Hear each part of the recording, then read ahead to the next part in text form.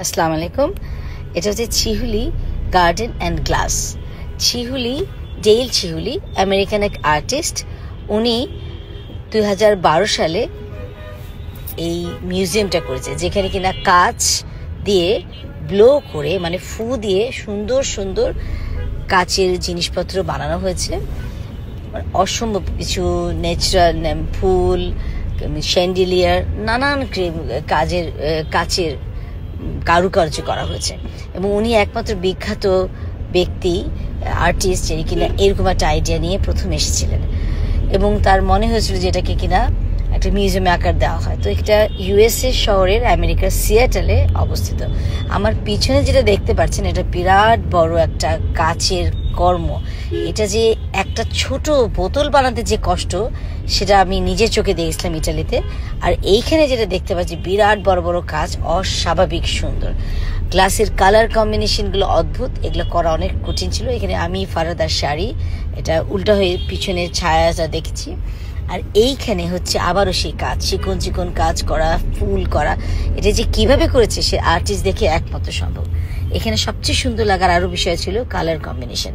অদ্ভুতভাবে colour combination, নীলের সাথে হলুদ, সবুজ, বেগুনি, অরেঞ্জ, অকল্পনীয় কারুকার্য।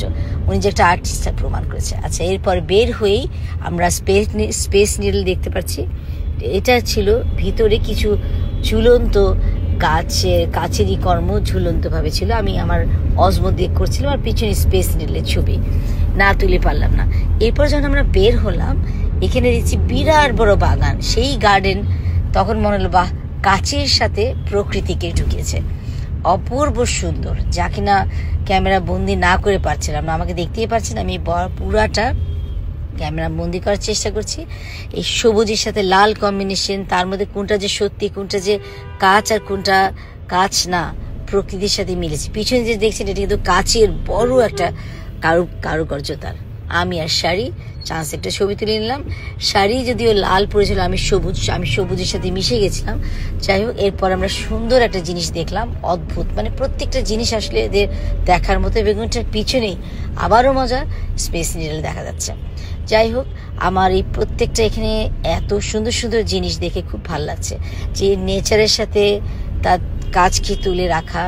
এবং মাত্র 2012 সালে যেহেতু এটা হয়েছে, তা আমি খুব একটা দেরি করিনি। হ্যাঁ, মানে খুব একটা পুরাতনও না।